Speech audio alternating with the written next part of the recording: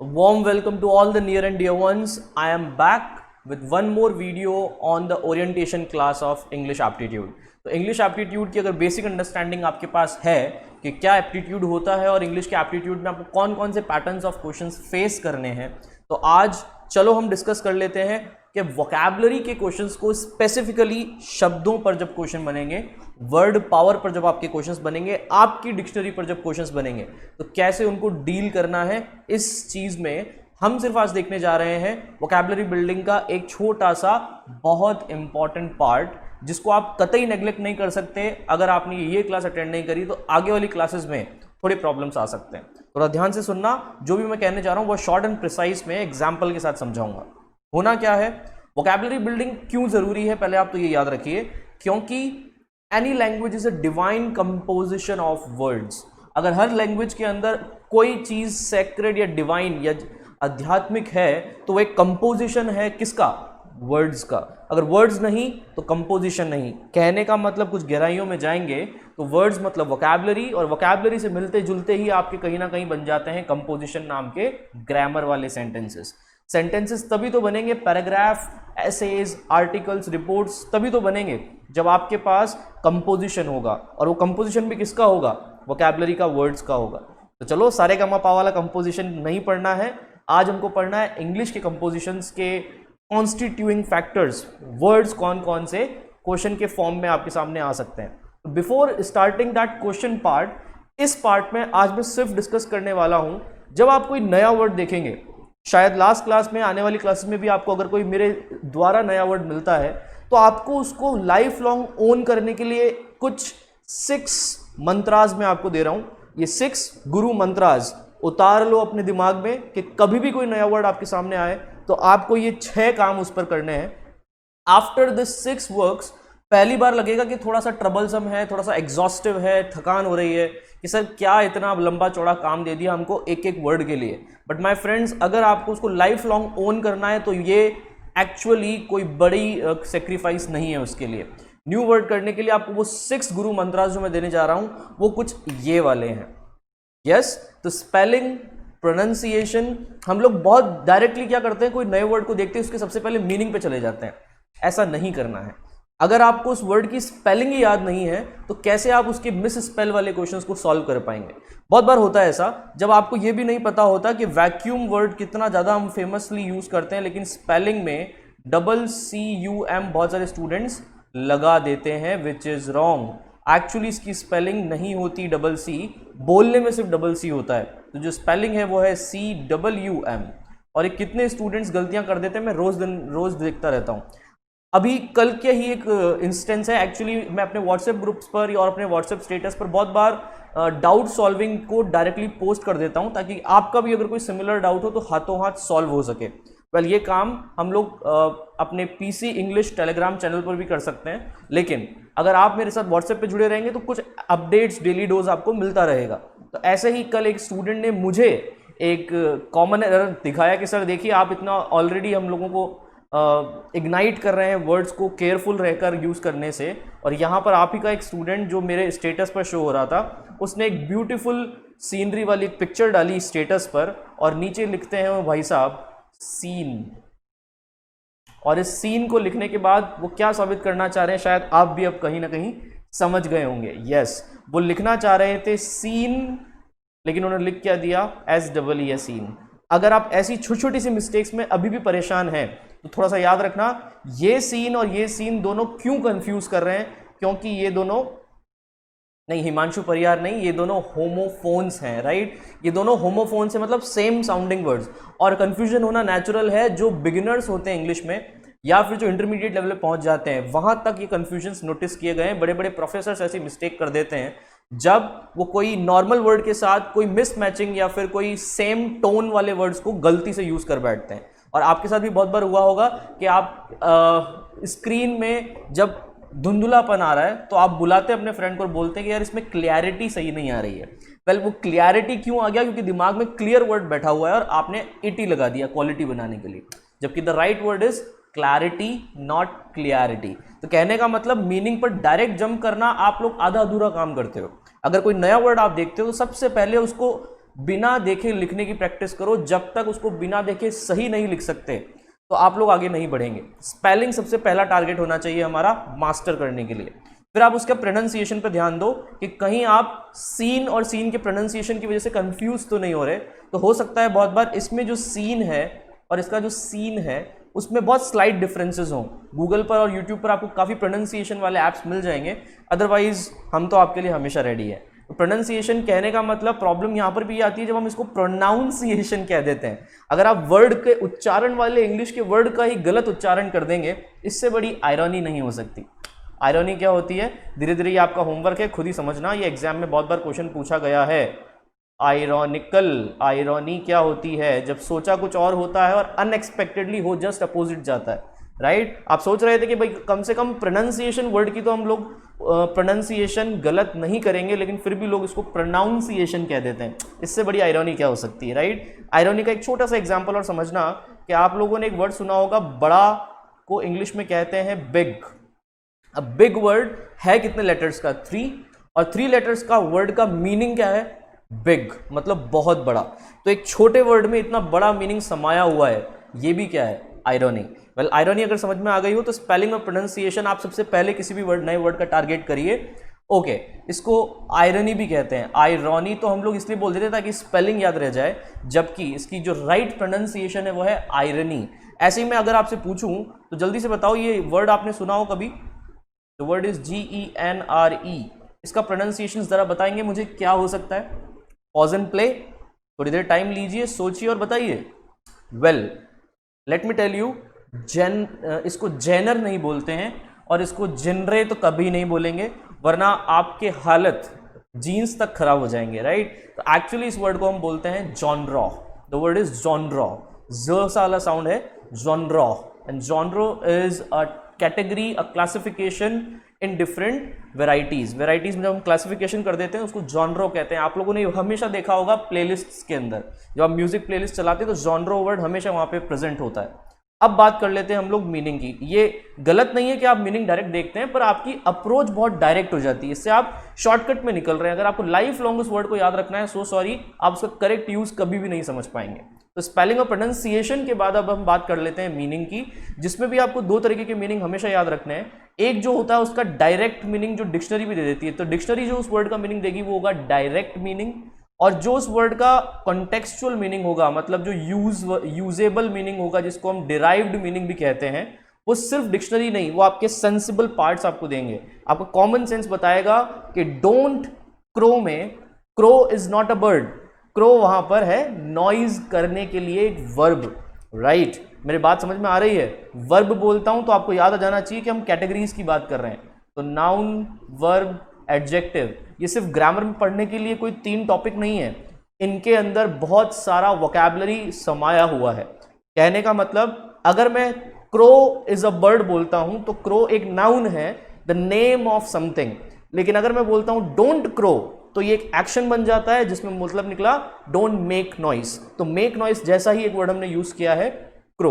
कहने का मतलब आपको डिक्शनरी सिर्फ बताएगी कि क्रो का मतलब हो सकता है अ बर्ड, पर इसके जो डिराइव्ड मीनिंग्स होंगे वो बहुत ज्यादा हो सकते हैं। इसलिए आजकल डिक्शनरीज भी अपडेट हो रही है और धीरे धीरे वो डिराइव्ड मीनिंग्स, मतलब उसके मल्टीपल मीनिंग्स पर भी सर्च करती रहती है। मैं at the end of this PPT आपको बताऊंगा कि रिकमेंडेड डिक्शनरीज कौन कौन सी हैं, जहां पर जाके आप जब भी कोई नया वर्ड देखें तो वहां पर सर्च कर सकते हैं। जो आपको बेस्ट लगे वो आपके लिए अवेलेबल है। वेल, मीनिंग के अलावा यहां पर एक चीज और याद रखना कि हम लोग डायरेक्ट और कॉन्टेक्चुअल मीनिंग पे इतना स्ट्रेस क्यों दे रहे हैं, क्योंकि एग्जाम्स में डायरेक्ट मीनिंग वाले ऑप्शंस भी दे रखे होंगे और कॉन्टेक्चुअल मीनिंग्स वाले भी दे रखे होंगे। आपको टिक करने हैं कॉन्टेक्चुअल वाले। तो कहने का मतलब, अगर मैं यहां पर एक छोटा सा एग्जाम्पल लूं कि he has a healthy diet, he has a healthy diet, तो सोच के बताना इसमें हेल्दी वर्ड का क्या मीनिंग निकला। इसमें हेल्दी वर्ड का मीनिंग निकला है एक फिट डाइट, फिट रहने वाली डाइट या फिट डाइट, या इस हेल्दी वर्ड का मीनिंग निकला है न्यूट्रिशियस डाइट। टेल मी, पौष्टिक डाइट वाला इसका आंसर ज्यादा अच्छा है या फिट? वैसे तो दोनों अच्छे हैं। तो अगर मैं कहूं कि हेल्दी का मतलब फिट होता है तो ये आप डिनोटेशन में चले गए। डिनोटेशन का मतलब उसका डिक्शनरी मीनिंग। जो उसका डायरेक्ट मीनिंग है, जिस वर्ड के लिए वो फ्रेम हुआ है। लेकिन यहाँ पर डाइट के लिए हम लोग कोई एक्सरसाइज वाली डाइट की बात नहीं कर रहे थे जिससे आपकी बॉडी एकदम हेल्दी चुस्त दुरुस्त रहती है। हम बात कर रहे थे डाइट के अंदर पौष्टिक आहार की, जिसको हम कहते हैं न्यूट्रिशन, और न्यूट्रिशन से वर्ड बना है न्यूट्रिशियस। तो इसको अगर मैं एडजेक्टिव का नाम दे दूं तो फिट भी एक एडजेक्टिव है, न्यूट्रिशियस भी एक एडजेक्टिव है। हाँ, एक चीज याद रखना, अगर इस ऑप्शन में यहां पर एक वर्ड होता है न्यूट्रिशन, तो देखो एडजेक्टिव के सिनोनिम सिर्फ एक एडजेक्टिव ही हो सकते हैं, ना कि एक नाउन। तो हम नाउन को नहीं आंसर देंगे, हम किसका आंसर देंगे? एडजेक्टिव से एडजेक्टिव का ही आंसर मिलेगा, राइट। न्यूट्रिशियस का मतलब यहां पर क्या निकला? एक बहुत ही अच्छी पौष्टिक डाइट जिसके अंदर सारे विटामिन्स मिनरल्स सब अवेलेबल हैं, all the vitamins minerals all are available. चलो, इसके अलावा डिनोटेशन को हम इसको कह देते हैं कनोटेशन। कनोटेशन क्यों? क्योंकि कॉन्टेक्चुअली एक नया मीनिंग दे रहा है, इसलिए इसको हम नाम दे रहे हैं कनोटेशन, एक पॉजिटिव कनोटेशन दे रहा है डाइट के साथ। वेल, अगर आप इसी में आपने बहुत बार देखा होगा कि she was healthy but now fit. तो इस सेंटेंस में हेल्दी का वर्ड वैसे तो एक नेगेटिव कनोटेशन दे रहा है जो हमें यूज नहीं भी करना चाहिए, बिकॉज TOO इस वर्ड के आगे लगा दूं, किसके आगे? शी वॉज टू हेल्दी, तो जाकर आपको समझ में आएगा कि अच्छा यहां पर हेल्दी वर्ड का कनोटेशन कैसा है। इसका कनोटेशन नेगेटिव भी हो सकता है, और हेल्दी वर्ड का कनोटेशन कैसा था? पॉजिटिव। यस, मेरी बातें अगर समझ में आ गई हो तो जल्दी से बता दो, क्या आपको डायरेक्ट मीनिंग और कॉन्टेक्चुअल मीनिंग में कुछ आंसर्स क्लियर हुए? ऐसे ही अगर मैं आपसे बोलूं कि you have a wealthy heart, तो you have a wealthy heart मतलब तुम बहुत दयावान हो, इस सेंस में बोल रहा हूं, ना कि तुम्हारे हार्ट के अंदर सोने चांदी भरे हुए हैं, इस सेंस में बोल रहा हूं। तो याद रखना, तुम अमीर हो ये नहीं बोल रहा कि you have a wealthy heart, क्योंकि वेल्दी का एक्चुअल मतलब होता है रिच, प्रॉपर्टी वाला, जिसमें बहुत सारी संपत्ति होती है जिसके पास। हम बात कर रहे थे आपका हार्ट बहुत बड़ा है, इसका मतलब साइज में बड़ा नहीं है, दया में बड़ा है। You have a kind heart, तो वहां पर वेल्दी का मीनिंग क्या निकला? काइंड, और यहां हेल्दी का मीनिंग क्या निकला? न्यूट्रिशियस। ये जो मीनिंग्स हैं ये हैं डिराइव्ड मीनिंग्स या कनोटेशंस वाले मीनिंग्स। तो हर वर्ड का, हर न्यू वर्ड का अगर आप इस लेवल पर एनालिसिस करेंगे तो सोच के बताइए एग्जाम्स में आप कहां मात खा सकते हैं, राइट। एक और चीज देख लेते हैं, पार्ट ऑफ स्पीच मतलब हो गया उस वर्ड का एप्लीकेशन वाला कैटेगरी हो गया। एप्लीकेशन का मतलब समझ रहे हो कि जब मैं उस वर्ड को किसी सेंटेंस में यूज करूंगा तो वो एज अ क्वालिफायर यूज होगा। 1 मिनट। हाँ, तो जब मैं उस वर्ड को एक सेंटेंस में यूज करूंगा तो एक क्वालिफायर होगा, तो एडजेक्टिव की तरह बिहेव करेगा। जैसे अभी अभी आपने न्यूट्रिशियस डाइट देखा, तो diet was a noun, diet एक नाम है, एक मील का, एक खाने का नाम है डाइट, और उस डाइट पैटर्न्स के लिए इसलिए आप पूरा एक नाउन यूज करते हो। डाइट इज अ नाउन, लेकिन उसको क्वालिफाई कौन कर रहा था? न्यूट्रिशियस, तो न्यूट्रिशियस बन गया एडजेक्टिव। और इसी तरीके से अभी मैंने क्रो वाले एग्जांपल में आपको समझाया कि अगर कोई एक्शन इन्वॉल्व होता है तो क्रो जैसा नाउन भी एक वर्ब बन सकता है जब हम बोलते हैं डोंट क्रो। वेल, ये आपको पार्ट्स ऑफ स्पीच के कुछ और एग्जांपल्स के साथ अगर मैं समझाऊं तो शायद जल्दी समझ में आएगा।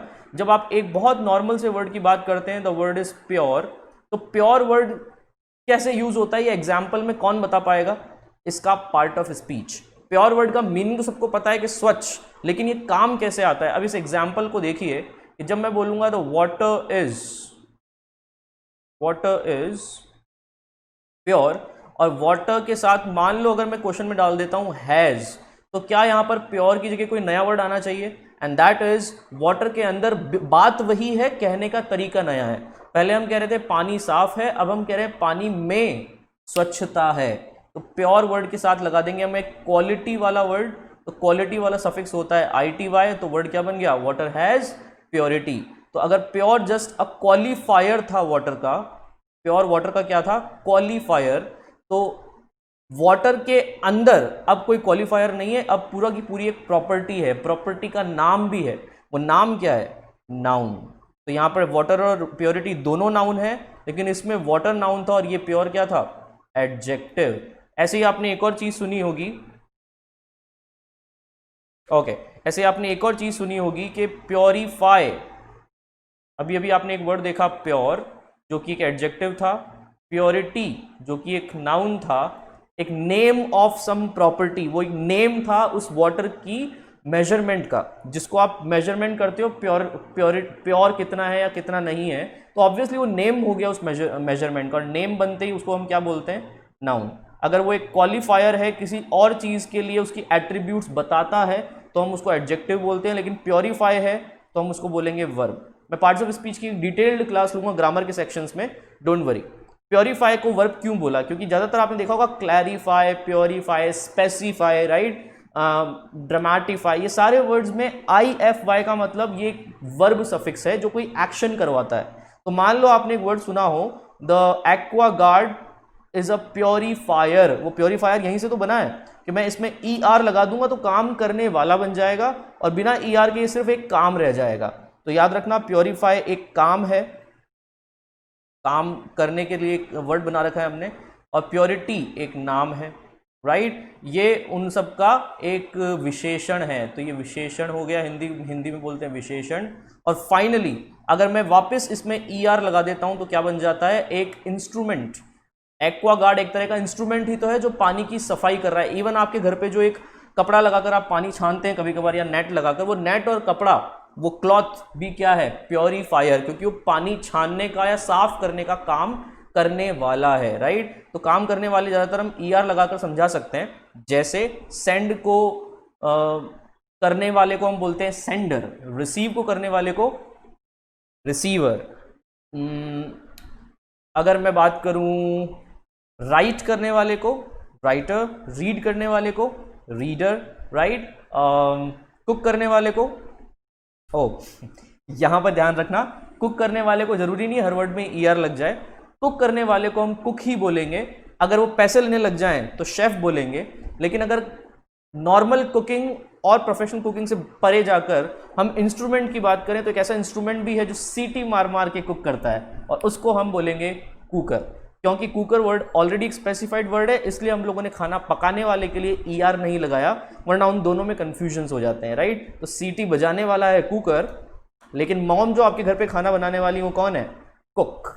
आज घर पे जाके ये मत बोल देना कि mom you are a cooker, क्योंकि सर ने गलत पढ़ा दिया, ऐसा नहीं है, राइट। प्योरीफायर के वर्ड के अंदर अगर मैं यहाँ पे आपसे पूछूं ये कैसा बन गया, ये एक नाउन बन गया, क्योंकि काम करने वाले का एक नाम पड़ गया, राइट। टीच करने वाला कौन होता है, टीचर। और कल मैंने आपको क्लास में समझाया था कि हम इंग्लिश में टीचिंग नहीं देते हैं, हम ट्रेनिंग देते हैं, हम स्किल सेशंस बनाते हैं, राइट। तो हम ट्रेनिंग देने वालों को क्या बोलोगे, ट्रेनर। ER वर्ड लगाते हैं, आपको बहुत सारी चीजें समझ में आ रही है, राइट। अब एक बात बताओ, एक और वर्ड होता है जो आप सबने सुना होगा, द वर्ड इज प्योरिफिकेशन।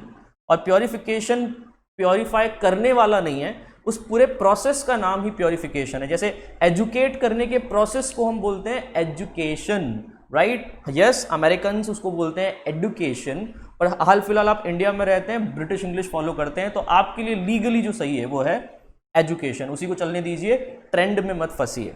तो प्योरिफिकेशन वर्ड को अगर मैं क्लियर करूं तो ये एक प्रोसेस का नेम है, और नामकरण जिस चीज का हो जाता है हम उसको क्या बोलने लग जाते हैं, नाउन। तो ये तो 3 ऐसे हो गए, NAV, नाउन, एडजेक्टिव, वर्ब, जिसके अंदर बहुत सारे वर्ड्स एक्सचेंज होते रहते हैं। पर आपको एक चीज और याद रखनी है कि यहाँ पर हमारे पास 5 मोर पार्ट्स ऑफ स्पीच हैं, जिनकी अलग अलग कैटेगरीज आपको अलग अलग टाइप के सेंटेंस में यूज आ सकती है। प्रीपोजिशंस का नाम सुना होगा, कंजंक्शंस का नाम सुना होगा, राइट। एडजेक्टिव की जगह एडवर्ब का नाम भी सुना होगा, वो सब हम डिटेल में डिस्कस करेंगे ग्रामर की फर्स्ट क्लास में, डोंट वरी।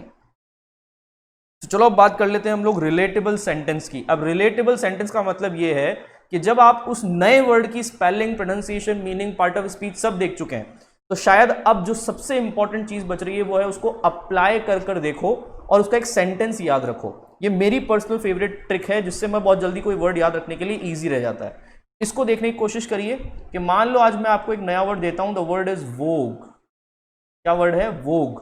तो वोग का बेसिक मीनिंग जब मान लो सबसे पहले आप इसकी स्पेलिंग लिखेंगे बिना देखे, तो VOGUE याद हो गया, परफेक्ट। फिर आप इसका प्रोनाउंसिएशन देखेंगे, सर इसको वोग्यू क्यों नहीं कहते, सॉरी फ्रेंड्स, ये फोनेटिक्स के अंदर पढ़ाया जाता है कि GUE जब भी साथ में आए तो उसको हम लोग डायरेक्ट ग पढ़ेंगे, राइट। तो वोग वर्ड इसका प्रॉपर प्रोनाउंसिएशन है। मीनिंग आपने देखा तो डिक्शनरी ने बताया कि vogue is a kind of trend, और ट्रेंड को ही हम क्या बोल देते हैं, फैशन। यस और नो, ट्रेंडिंग फैशन जो चल रहा है अभी, कंटेम्प्रेरी जो चल रहा है, राइट। और वोग वर्ड का अब आप लोगों को मिल गया है पार्ट ऑफ स्पीच कि ये एक नाउन है। ये क्या है?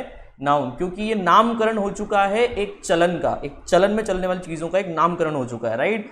अब मान लो मैं आपसे बोलूं कि इसको एक सेंटेंस में याद रखो, तो मुझे इससे मिलता जुलता एक वर्ड ऑलरेडी पढ़ा हुआ है, तो सॉरी अगर आपने नहीं पढ़ा हुआ हो तो, पर आप कैसे ना कैसे इसको रिलेटेबल सेंटेंस में ढाल लीजिए। आपने एक वर्ड सुना होगा वेग, और वेग हिंदी में भी सुना होगा, तो वहीं से याद करवा देता हूं। वेग हिंदी वाले वर्ड का मतलब क्या होता है? स्पीड, गति। तो वैसे ही इंग्लिश में वेग का मतलब थोड़ा सा याद रखना कि अगर कोई चीज वेग में चलेगी, हिंदी वाले वेग में, तो इंग्लिश में वो वेग कैसा हो जाएगा? अनक्लियर। वेग का मतलब होता है अनक्लियर, जो साफ साफ नहीं दिखता, धुंधला। और इसी के लिए एक और वर्ड याद रखना, एग्जाम्स में बहुत बार पूछते हैं, the word is ambiguous. Ambiguous, ambi मतलब होता है दोनों, तो दोनों तरफ से अगर आप देखोगे तो कंफ्यूज हो जाओगे, तो क्लियर नहीं दिखेगा। इसलिए एम्बिगुअस और अनक्लियर किसके सिनोनिम्स हो गए? वेग के। अब सेंटेंस बन रहा है कि टुडेज वोग, ये मेरा सेंटेंस है, तो आप भले ही चाहें खुद का सेंटेंस बनाएं या मेरे सेंटेंस से भी काम चला सकते हैं, मैं कॉपीराइट स्ट्राइक नहीं लगाऊंगा, डोंट वरी। तो टुडेज वोग इज वेग, क्या सेंटेंस है? टुडेज वोग इज वेग। तो रिलेटेबल सेंटेंस का मतलब आज के बाद जब जब आपको वोग का मीनिंग याद करना पड़ेगा, तो आप इस चीज को याद रखना कि आजकल का जो फैशन है, आजकल का जो नया फैशन है, फटी हुई जीन्स, उड़े हुए बाल और जाने क्या क्या ऑर्नामेंट्स कहाँ कहाँ पहन रहे हैं, तो वो सारा जो आजकल का फैशन है वो सब का सब अनक्लियर फैशन है। पता किसी को नहीं है क्यों फॉलो कर रहे हैं, बस भेड़ चाल में करे जा रहे हैं, राइट। लॉजिकल नहीं है, सब कुछ इलॉजिकली दिल लॉजिकल चल रहा है, राइट। यहां तक अगर बात समझ में आ गई हो तो चलो बताओ लास्ट चीज क्या लिखी हुई है, दैट इज वर्ड फैमिली। ये है सबसे इंपॉर्टेंट होमवर्क जो हर न्यू वर्ड के साथ आपको करना पड़ेगा। जैसे आप कभी किसी नए स्ट्रेंजर से मिलते हो ना, तो आप सिर्फ उसी से नहीं, आप उसकी फैमिली के बारे में भी पूछते हो कि आपके फादर मदर अगर मैरिड हो या नहीं, या फिर आपके सिबलिंग्स और कजिन्स कितने हैं। ये सब चीज़ें क्यों पूछते हो? ताकि उस इंसान को और जान सकें। वैसे ही अगर किसी नए वर्ड को अपनी डिक्शनरी में फॉरएवर ओन करना है, तो आपको उसकी वर्ड फैमिली बनानी पड़ेगी। और वर्ड फैमिली से मेरा मकसद सिर्फ इतना सा है कि उसके आसपास वाले वर्ड्स आपको पता होने चाहिए। उसके आसपास वाले वर्ड्स मतलब, जैसे आज मैंने वोग के आसपास एक होमोफोन था, होमोफोन मतलब सेम साउंडिंग वर्ड, तो हमने वोग के आसपास एक वेग वाले वर्ड को भी याद करवा दिया आपको। गति के साथ कोई चलेगी तो वो अनक्लियर हो जाएगी। तो वोग इज वेग का पूरा मीनिंग निकला, आजकल का फैशन समझ के बाहर है, अनक्लियर है, राइट। और अगर इन चीज़ों को आपको याद रखना है तो उनके सिनोनिम्स और एंटोनिम्स निकालने शुरू कर दो। जैसे वोग के अगर मैं सिनोनिम्स निकालूं तो मैंने आपको ट्रेंड लिखवा दिया, कंटेम्प्रेरी लिखवा दिया, राइट। विथ द टाइम वाली चीज़ हो सकती है। तो ऐसे कुछ सिनोनिम्स, 5 सिनोनिम्स और 5 एंटोनिम्स। तो वोग के एंटोनिम्स क्या हो सकते हैं? ट्रेडिशन, जो कभी चेंज नहीं होता। कस्टम्स, वैसे के वैसे रहते हैं, है ना। कस्टम्स, ट्रेडिशंस, एथिक्स, जो कि हम लोग जैसे बनाए थे वैसे के वैसे फॉलो करना चाहते हैं। मॉरल्स, तो ये एक तरह से उनके क्या हो गए? एंटोनिम्स। तो अगर आप किसी भी नए वर्ड को जो आप पढ़ रहे हो फोकस में, उसके 5 सिनोनिम्स और 5 एंटोनिम्स निकाल लें, तो बस हमारी वर्ड फैमिली तैयार। इनफैक्ट उससे रिलेटेड कुछ सेम साउंडिंग वर्ड्स या कंफ्यूजिंग वर्ड्स भी हाथों हाथ लिखते चले, तो सारी चीज की वर्ड फैमिली एक ही जगह आपकी इकट्ठी हो सकती है। वेल, इन पूरी चीज़ों को जो अभी आज मैंने समझाया है, एक छोटे से एग्जाम्पल के साथ जल्दी से समराइज करते हैं। तो मान लो एक own a new word forever का आपको टास्क मिला, और मैंने आपको आज का नया वर्ड दिया है, the new word is aqua. अब आई नो बहुत सारे स्टूडेंट्स इसको ऑलरेडी जानते होंगे, क्योंकि अभी अभी मैंने एक एग्जाम्पल भी लिया था, एक्वा गार्ड। तो एक्वा गार्ड किसको गार्ड करता है, इसका मीनिंग तो आप ऑटोमेटिकली समझ जाएंगे, पर मेरा प्रोसेस बहुत सिंपल सा है कि पहले मैं एक्वा की बिना देखे स्पेलिंग लिख सकता हूं कि नहीं। जी हाँ, मुझे याद हो चुकी है, AQUA, बहुत सिंपल स्पेलिंग, ए से शुरू, ए पे खत्म और बीच में सिर्फ है क्यों। वेल, मुझे भी नहीं पता क्यों, आप बस याद रखिए कि एक्वा की स्पेलिंग है ए से शुरू, ए से खत्म, बीच में है क्यू, वो भी QU। हाल फिलहाल स्पेलिंग तो याद हो गई, प्रोनाउंसिएशन क्या है? So it is not Ekka और aqua, it is aqua, and aqua is something like a meaning में water। और aqua को अगर मैं कह रहा हूं water, तो मेरा ये तीसरा काम भी यहाँ पे हाथों हाथ हो रहा है। तो देखो, सबसे पहले हमने क्या किया, स्पेलिंग चेक करी, फिर हमने उसका प्रोनाउंसिएशन बोलना सीखा, 3-4 बार बोल लिए, काफ़ी है, एंड फाइनली अब हमने उसके मीनिंग पे बात करी है। तो अब ध्यान से सुनना, एक्वा की मीनिंग में 2 तरीके की मीनिंग में जोड़ सकता हूँ, एक है डिनोटेशन और एक है कनोटेशन। तो अगर मैं एक्वा वर्ड के बारे में स्पेसिफिकली बात करूं तो इसका और कोई तीसरा मीनिंग या दूसरा मीनिंग नहीं निकलता बजाय एक मीनिंग के, दैट इज वाटर। लेकिन हाँ, मैं आपको कॉनोटेशन वाली चीज समझा सकता हूं अगर आप मेरे साथ बने रहें वाटर के चीज। तो वाटर के बहुत सारे वर्ड्स के मीनिंग निकल सकते हैं। जैसे अगर मैंने आपको बोला है I drink water, I drink water, तो इस वाटर का मीनिंग आप सबको समझ में आ गया होगा कि ये वही पानी है जो आप सब भी पीते हैं, नॉर्मल वाटर की बात हो रही है। क्या ये एक नाउन है? तो पार्ट ऑफ स्पीच भी क्लियर हो रहा है, क्योंकि एक नाम है किसी लिक्विड का और नामकरण करते ही वो नाउन बन जाता है, राइट। आई ड्रिंक वाटर तक तो समझ में आ गया। लेकिन अगर इसका मैं कॉनोटेशन निकालूं, मतलब इसके कोई डिराइव्ड मीनिंग्स, तो क्या ऐसा नहीं हो सकता ही एक फार्मर हो सकता है, ही वाटर्ड हिज फील्ड, उसने अपनी फील्ड को क्या कर दिया? वाटर कर दिया, मतलब उसने अपनी फील्ड में पानी दे दिया। क्या इसका वाटर का मतलब है कि उसकी फील्ड को पानी पिला दिया? हाँ, ऑलमोस्ट वैसा ही है, उसने नहीं पिया है, फील्ड को पिला दिया है। पर क्या यहां पर ये नाउन बन के रहा? नहीं, ये वर्ब बन चुका है। तो इस तरीके से हमने इसका एक नया फॉर्म यूज किया है वाटर का। ही वाटर्ड हिज फील्ड का मतलब यहां पर निकला है ही इरीगेटेड हिज फील्ड। आपने वर्ड तो बहुत बार सुना होगा, इरीगेटेड, इरीगेशन, ये वहीं से निकला है ना। फाइन। तो वाटर के जैसे डिनोटेशन और कॉनोटेशन में डिफरेंसेस हो सकते हैं। आप डिक्शनरी में जाएंगे तो आपको नाउन में मीनिंग्स अलग मिलेंगे, ट्रांसपेरेंट, लिक्विड, एक्सेट्रा एक्सेट्रा। तो डिनोटेशंस ज्यादातर वो चीज होती है जिसको आप डेफिनेशन कहते हो, वो डिफाइन करता है वर्ड को। लेकिन कॉनोटेशंस वो चीज होती है जो उसको ज्यादातर न्यू तरीके से अप्लाई करता है, अलग अलग वेराइटी में अप्लाई करता है। तो ज्यादा एग्जाम्स में क्वेश्चन किससे बनते हैं? कॉनोटेशन से, ना कि डिनोटेशन से। चलो मैं आपको एक काम देता हूं, मुझे इस काम का आंसर आप लोग तब देते रहना जब जब हमारा डाउट सॉल्विंग सेशन होगा, या फिर जो मैंने आपको ऑलरेडी एक्सेस पॉइंट्स बता रखे हैं वहां पर आप मुझे डाउट्स पूछ सकते हैं, राइट। तो एक क्वेश्चन दे रहा हूं आप सबके लिए।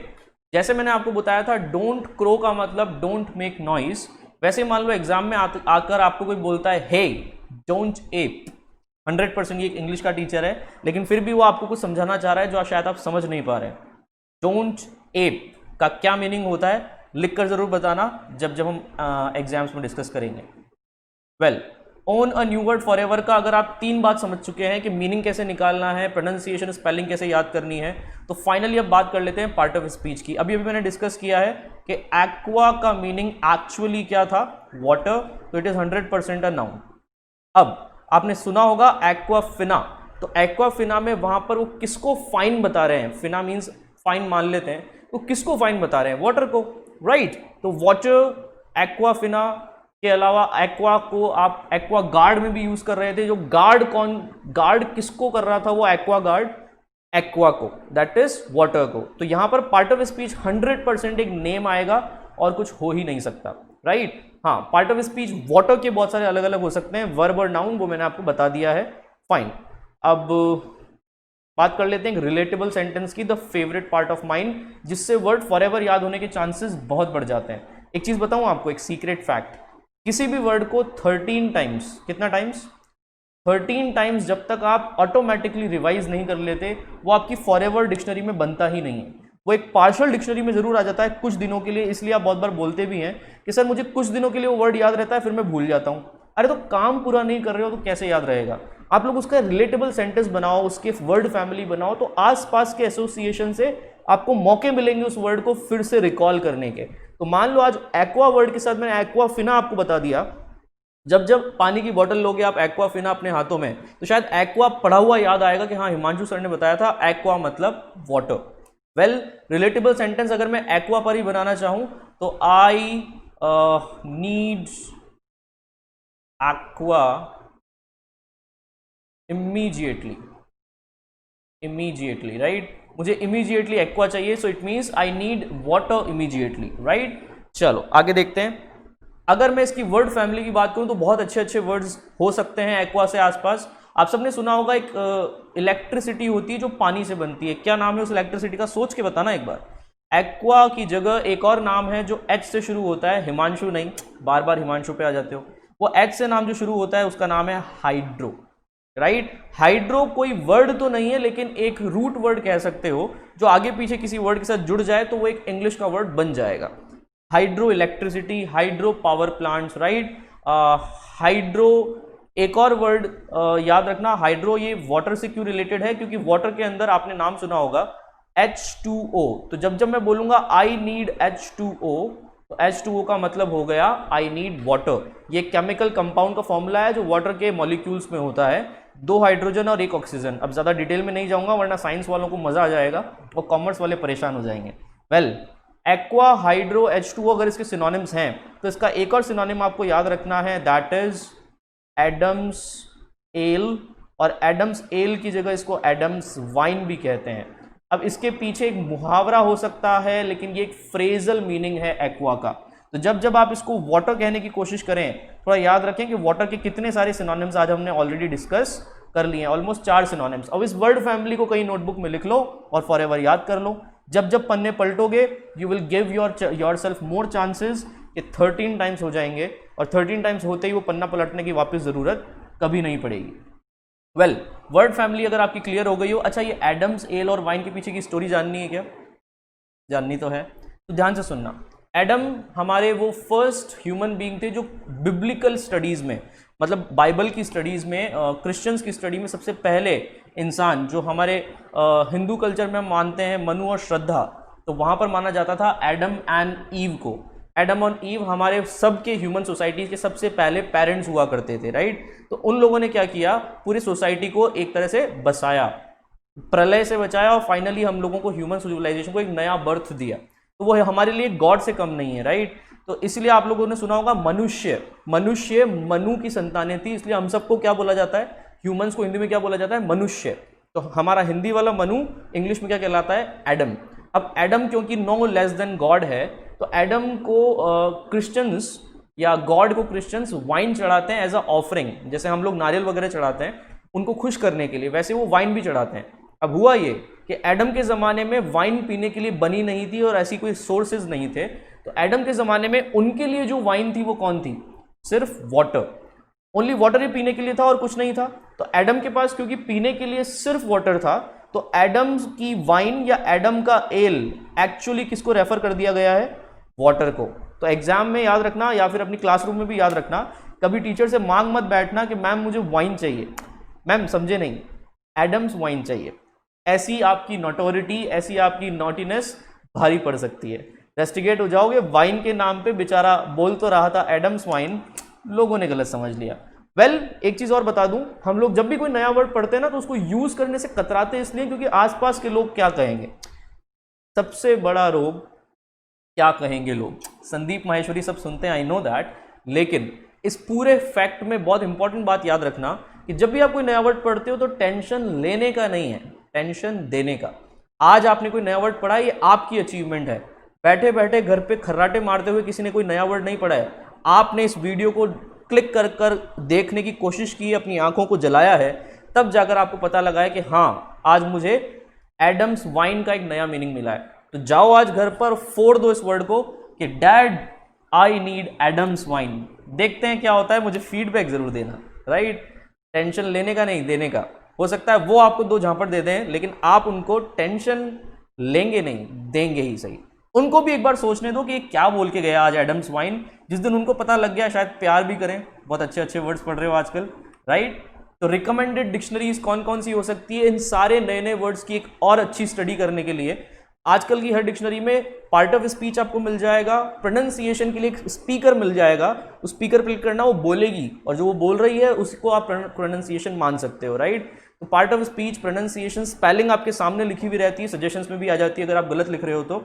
और इसके अलावा मीनिंग्स तो 100% आपको डिक्शनरी में मिलेंगे, पार्ट ऑफ स्पीच उसके नीचे लिखा हुआ मिल जाएगा, सेंटेंस भी जरूर मिलता है। तो कहने का मतलब डिक्शनरी आपका बेस्ट फ्रेंड है while solving any new word. आज के बाद कभी भी कोई नया वर्ड देखो तो उसका मीनिंग अपने बाजू वाले से पूछने से ज़्यादा अच्छा है, वो फालतू के मार साहब से पूछने से ज़्यादा अच्छा है जो अपना कोई क्रेडेंशियल लेकर नहीं चल रहे हैं, बस थोड़ी बहुत इंग्लिश बोल रहे हैं तो आप समझ गए कि वो इंग्लिश के मार साहब हर चीज़ जानते होंगे।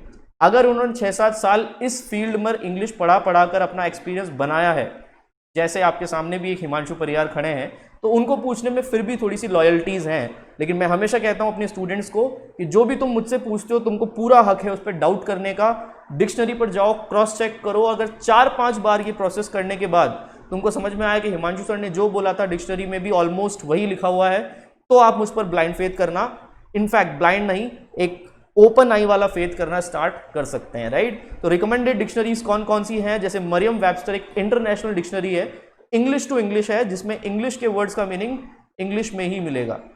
होता है कभी कभार कि हमको इंग्लिश के मीनिंग्स हिंदी में भी चाहिए होते हैं, जैसे मैंने एक एग्जांपल दिया था सेंट का साधु। अब सेंट के सरमन वर्ड से आपको समझ में नहीं आता, लेकिन सेंट का साधु वर्ड से बहुत जल्दी समझ में आ जाता है, अच्छा ये वो है।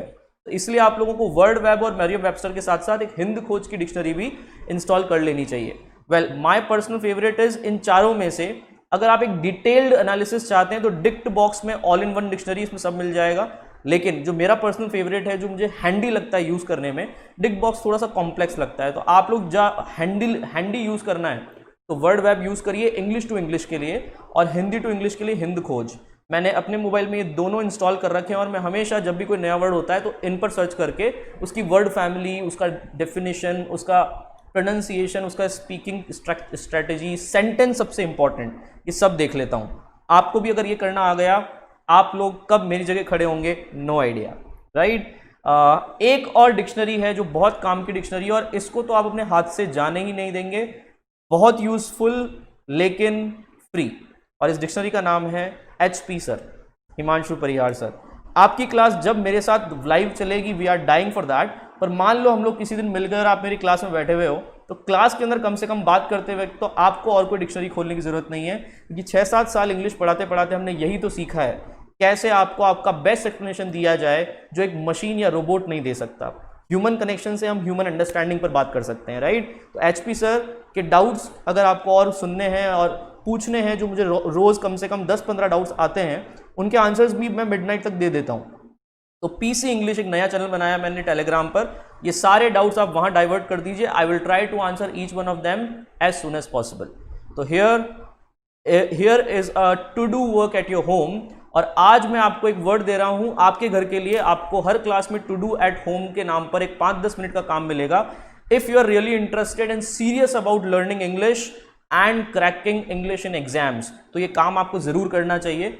लास्ट टाइम जो भी मैंने काम दिया था, अगर वो पूरा हो गया हो तभी इसको टच करना है आपको, राइट। तो इस वीडियो का last section two do home में मैं आपको आज टास्क दे रहा हूं, एक नया वर्ड, जिस नए वर्ड का पूरा एनालिसिस, मतलब उसका प्रोनाउंसिएशन, उसकी स्पेलिंग, प्रोनाउंसिएशन तो खैर मैं खुद ही बोल रहा हूं, तो आप लोगों को प्रोनाउंसिएशन सर्च करने की जरूरत नहीं पड़ेगी, आपको जरूरत पड़ेगी उसका स्पेलिंग, उसका पार्ट ऑफ स्पीच, मीनिंग, उसका सेंटेंस, रिलेटेबल सेंटेंस जिससे जल्दी याद हो जाए, और फाइनली उसकी एक वर्ड फैमिली बनाकर मेरे सामने प्रस्तुत करनी है जब जब मैं आपसे पूछूं। या तो आप मेरे व्हाट्सएप नंबर पर भेज सकते हैं ताकि मैं अप्रूव कर सकूं कि ये सही है या नहीं, या फिर आप मेरे टेलीग्राम चैनल PC इंग्लिश पर भी भेज सकते हैं। तो here is the word is juggernaut, the word is juggernaut, and on this note I end my class. Hope to see you soon, take care, bye bye, काम पूरा करके मिलते हैं।